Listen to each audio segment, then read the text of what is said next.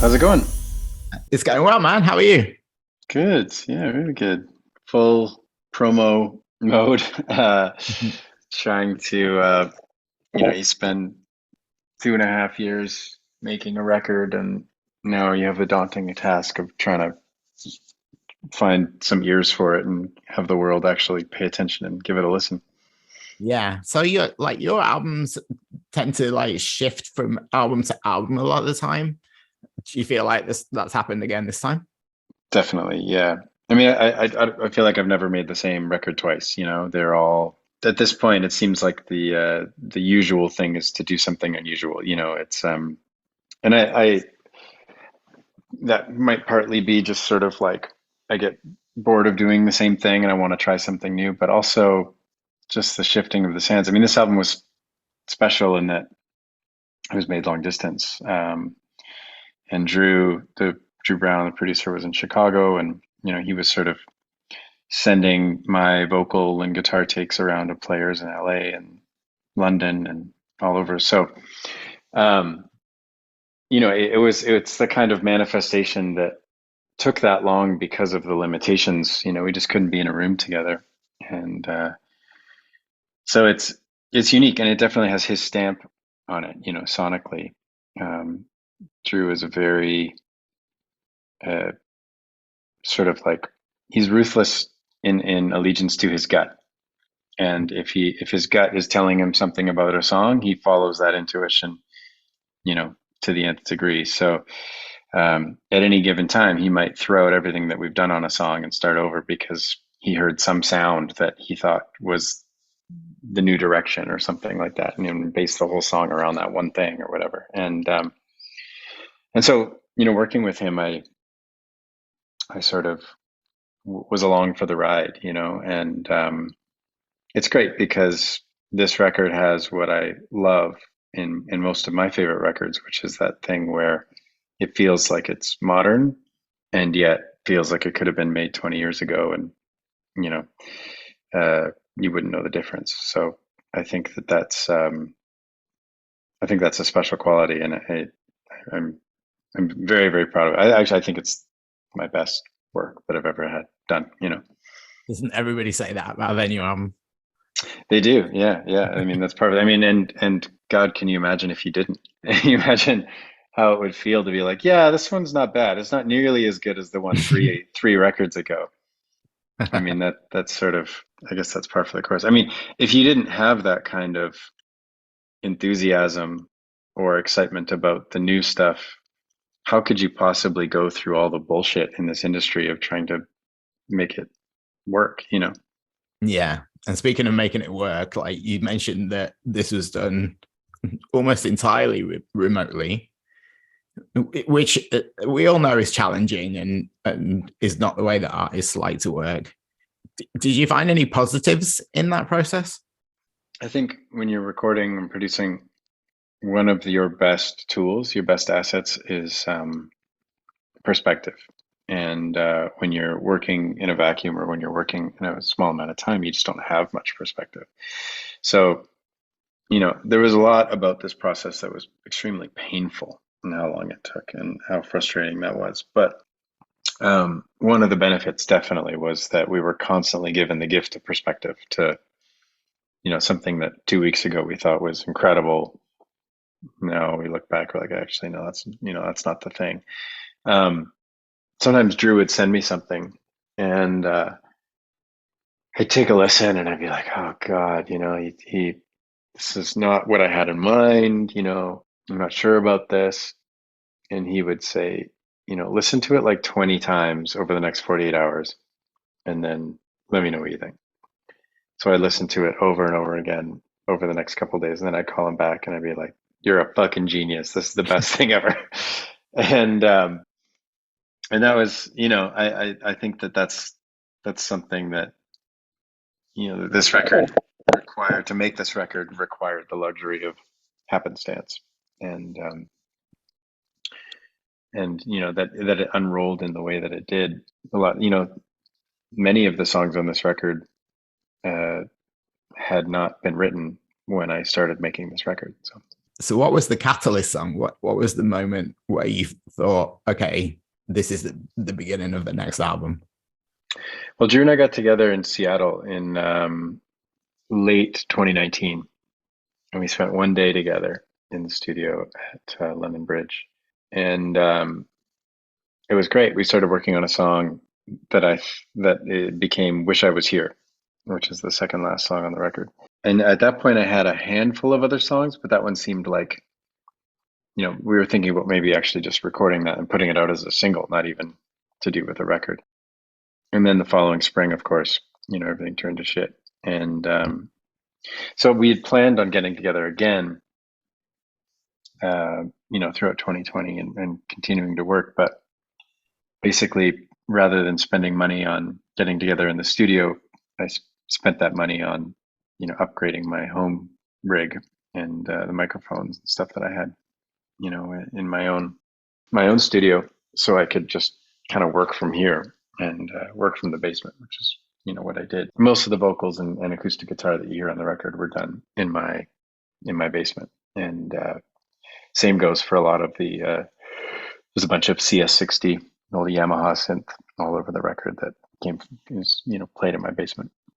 Tell me a little bit about the themes on this record, and has the last 2 years affected the themes on this record? I can only assume that it has. Yeah, I mean, I actually think you can break the record into 4 acts. The first act is, all my people and fire escape, and you could kind of label that act how we're doing. It's sort of like how the state of the world. How are we as a society? How are we coping right now? And then tracks 3, easy. 4, just know it. 5, all roads. There's more internal process. It's more like how I'm doing. And then we get into this more tender-hearted part of the record, in your corner, long after, and wish I was here. And I would label those 3 songs, how I think, or how can I help you to be still, which is a direct lyric from Wish I Was Here. And I think that part of the record is truly like I want to provide for you the type of care and respite that I desire. And I think that, you could boil down the record to that, it's like, it's cool to care. And not in like a performative social media kind of like viral post of self-care. I mean, just actually like being there for someone, and taking care of them. And in a way, that's what I want this record to be, is that sort of comforting place where you can go. And then the final act, which is just the final song, sort of a conclusion of it's No Tragedy Please, which is, essentially you could call that, how it all makes sense, or how it means anything at all. And that song is truly about, that love and pain are intrinsically connected, and that, the deeper pain you feel, the deeper love you also feel. And that right there in that sort of complicated goo, I think the line on the song is, there in the sting lies the real poetry. And that's where the real soul juice is of living, is that, anytime you're around somebody who dies and you experience passing and you experience grief, there's this sort of like levity of, not levity, but like a lightness to existence. Reality slows down, very in the moment. And it's a very similar feeling to when you witness a baby being born, is that sort of like, whoa, the gravity of it all. And, in those moments, you tend to really take stock and sort of assess your well-being, and sort of soak in. It's, in a way, it's so stunning.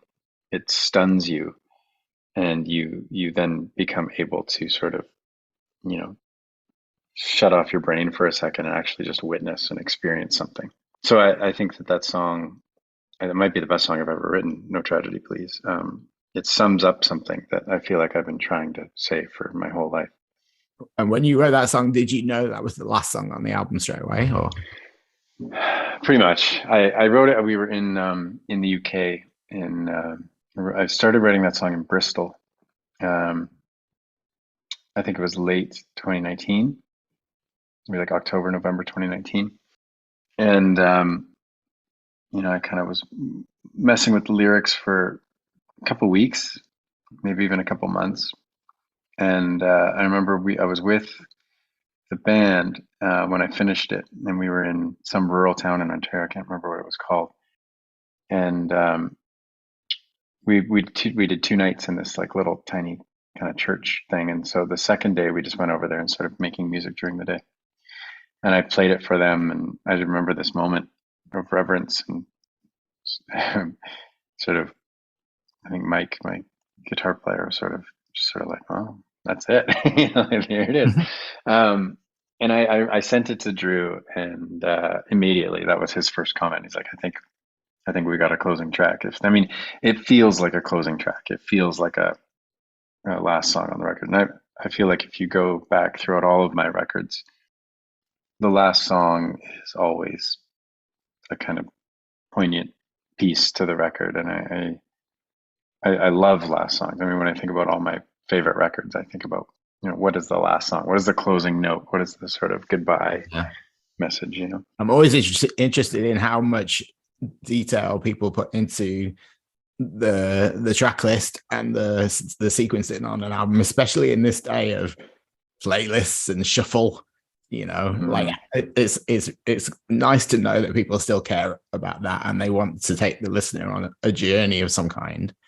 So, Yeah. like, you talked to me about the themes of the album and how it shifts from one thing to another. If somebody sits down and listens properly to this album and listens to your lyrics, which is obviously a big part of what you do, how do you want them to feel after that closing track? I think I want them to feel in the weight of that sort of lightness, that sort of, like when you're like kind of sleepy, like you're like almost asleep, you're not quite as like kind of like half awake. And it's like in that sort of fragility moment where you could sort of laugh or cry in the lilt of that sort of I mean, I don't know how to describe it other than lightness. It's sort of like you become so invested in in the emotion of that moment that much of the things that are burdening you sort of alleviate in a way. Um, and I want them to feel comforted. And I want people to feel, I think in general with all art, you just want people to feel understood. And I think with a song, you lob it in the air and you say, this is how I feel. And somebody experiences that song and says, oh, I feel the same way. And now both parties have experienced some existential respite for having been a part of this cosmic equation. Um, and so that's how I would want people to feel first of all, I'd want them to listen to it again, because I've sat with somebody hearing this record for the first time. And I think that there are elements of this record that on first listen feel discombobulating or random or, unsettled. And it's not until the second or maybe the third listen that all of the jigsaw pieces fall into place. And all of a sudden, these things that previously sounded random or chaotic become meticulously placed, relentless hooks. And they become these sort of memorable things that you're humming in the shower. And so I think that this record demands something of the audience, which is a terrifying thing to do in 2022. Everyone's wondering how the song boils down into an 8-second viral clip, because how else can you actually have anyone hear it? So, maybe no one will hear it. I don't know. But, my hope is that if people give this the attention that it demands, that they will yield something from it that is greater than an 8-second viral clip. Yeah, interesting. And I heard you speak a few years ago about how you stopped being quite as focused on approval. Has that shifted the way you write songs, and how do you feel about it now? Yeah, I mean, I think that that's something that it can never completely go away. I mean, we are, as an artist, I think all artists are pretty fickle beings, and we seek that approval. We want people to pat us on the back and say good job. So obviously that feels good when it does happen. But I think that in my youth, I really, really desperately needed that affirmation from the cool side of the music industry, and I was always like searching for the keys to that castle. And then over time, I kept watching acts gain entrance to that castle, and they would be deemed, they would be crowned in the moment, the coolest band in the world. And I kept noticing that like all of these bands they were almost like franchises. They were like a brand. The music was replaceable. It was like the music like seemingly didn't matter. It was just that they were the right zeitgeist photograph at the right moment. And they're not around. Like they don't stick around. They're they're gone. They're here. Like when's the last time you heard about crystal castles? Like it's like they're here, they're so hot, they're buzzy, and then they're gone. And I kind of came to this realization that, like trying to be cool is it's like fog. It's like it's completely subjective. You're climbing this ladder that is infinitely tall. There's no top in sight and there's no bottom in sight. And no matter where you are relative to someone else's opinion, you're up or down. And so if it works, if you convince the world that you're cool and the world starts treating you like you're really cool, you're probably going to feel like, wait a minute, I don't feel that cool. Did I trick everyone into thinking I was cool? Or if you do feel like you're super cool, then you have a whole entirely other set of problems. Because we Yeah. all know that the coolest people don't care about being cool. And I also found that, anytime I had access to meeting bands that were actually real, legitimately cool bands like Radiohead or whatever, that they didn't give a shit about like what, being like they were just interested in real people and real expression um and I think that plays out in my intention for sure, is that when I'm thinking about the lyrics or when I'm thinking about the songs I'm writing or how to produce them, I'm not really concerned about how it will be received by the zeitgeist of today, because the zeitgeist of today is gone tomorrow. It moves so quick, and um, trying to please a crowd based on what's popular right this moment, you're setting yourself up to make something that is inherently has a shelf life on it, And so if you approach it more from your internal compass, how can I make something that unlocks um, hidden truths about existence? How can I make something that makes someone feel that their inner emotions are being mirrored back to them in audio? How can I make something that helps me sleep at night because I've articulated some complicated, difficult trope in the world or something like that? And at that point, if you're being earnest and you're being honest, if you've succeeded or not. Whether people hear this record or not, I feel as though I have succeeded at communicating something that I intended to communicate, and there is some fruition there. And so the rest is up to the zeitgeist. I can't control that. All I can do is post silly clips on Instagram and whatever. But I can't. If it takes off or doesn't take off, it's not really for me to control. Very quickly, we want to talk about Scott from Frightened Rabbit, because we have this dedication on the album. Where did Frightened Rabbit and Scott in particular come into your life? Well, I mean, I'd known of them, and I met them in Glastonbury in 2012, and I didn't know them. I didn't know them very well at all. I don't even know if they would remember meeting me. I'm not sure. But we had many mutual friends. Most of note are Broken Social Scene folks and Winter Sleep folks, who had both bands had done a bunch of touring with them, and it's interesting because I was familiar with their music. I loved the song "The Woodpile," and I knew a bunch about their other songs, but I wasn't like I don't have an encyclopedic knowledge of that band. so since dedicating the song to him, people will often give me trinkets or Frightened Rabbit related things, and I feel unworthy of them, because I don't. But I knew that song, The Woodpile, and when Scott died, I couldn't believe how affected I felt. I was a mess for like a week. I remember trying to pour milk into my boy's cereal and just like tears streaming down my face. And it's hard to say exactly why. It unlocked something in me or it broke something in me.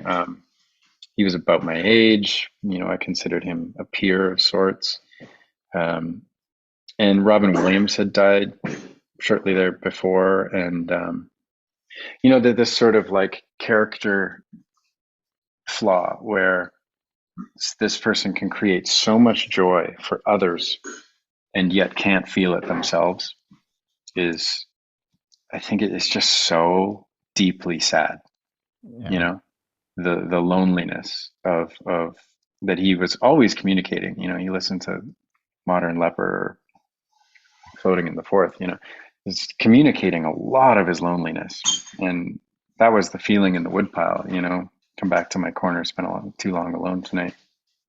Always resonated with that, the feeling of being at a party and sort of sinking into the corner and not really feeling like you're part of the party, and feeling alone in a sea of people. And so shortly after he died, that song came together so quickly. I mean, maybe even that day, I was having a shower about to take the kids to school or whatever, and crying in the shower, crying in the car, crying in the office towers. And because of the hunt for him, he disappeared a couple days before he died, and the band was tweeting about it, and they were sending out social media. We're really worried about Scott. If you see Scott, please call the police, or call someone, or call us, or let us know where he is. And there's a sort of like mad search going on around the UK for Scott. And then before he died, he sent those two tweets. One saying, be good to the people you love. I wish I could have done it. I wish I could have been better at it. And then his very last one, which is so fittingly poetic. I'm away now. Thanks. Just reading those words, just so devastating. It gives me chills when you just said that. Yeah. Yeah. And so his story and just how much people loved him, and how he lit up a room, people would talk about how he was just, he was just deadly funny too. He had that, that sharp wit and, funny, affable, friendly. He was very, very friendly to me when I met him. So yeah, that song dedicated to him, but he died 4 years ago now. And, when I introduced that song live, because we haven't been playing it, I'll often say, I wrote it for Scott, but I also wrote it for all of us. Like, we're always doing this, right? We're always peaking and valleying and, riding the great wave of existential torment. And so I wrote it for anyone in the midst of a down swoop who could use those words, and it's a nice sentiment, like send a bat signal when it gets bad, and we'll send a crowd of people over there to cheer you up, Yeah. So what's next for you on your great wave? A few tour days. Yeah. So off to Europe in November. Actually, you're going to be playing my hometown. Where's that? Which hardly anybody plays, Chester. Oh yeah. Yeah, my first time ever in Chester. That's where I grew up, and I am biased, but I can honestly say, if you have a little bit of time, explore, because it's a beautiful city. Oh, cool! I will. Yeah. Well, hopefully we'll have a bit of time to wander around. Feel free to tell some of your family back home about the show. I'm actually going to be there like 6 days before you play, but I'll be back in Canada by the time you play there. Yeah. Well, please, I think there's still a bunch of tickets available, so feel free to spread the word. I'll spread the word. Never been there before. Yeah, it's beautiful. And then I know you're playing Toronto. No signs of you coming to Montreal yet? You think that's going to happen soon? Nothing in the books. We're going to do a big proper tour next year, probably in the fall. And I didn't want to do nothing in the winter, spring, so that's why we're doing those sort of, an evening with Dan Mangan solo intimate shows, and only a handful of them. We're not doing a big tour, Yeah. just a couple of fly-in dates, and but I love Montreal. Okay, I had a beautiful show there during the pandemic, on the lake.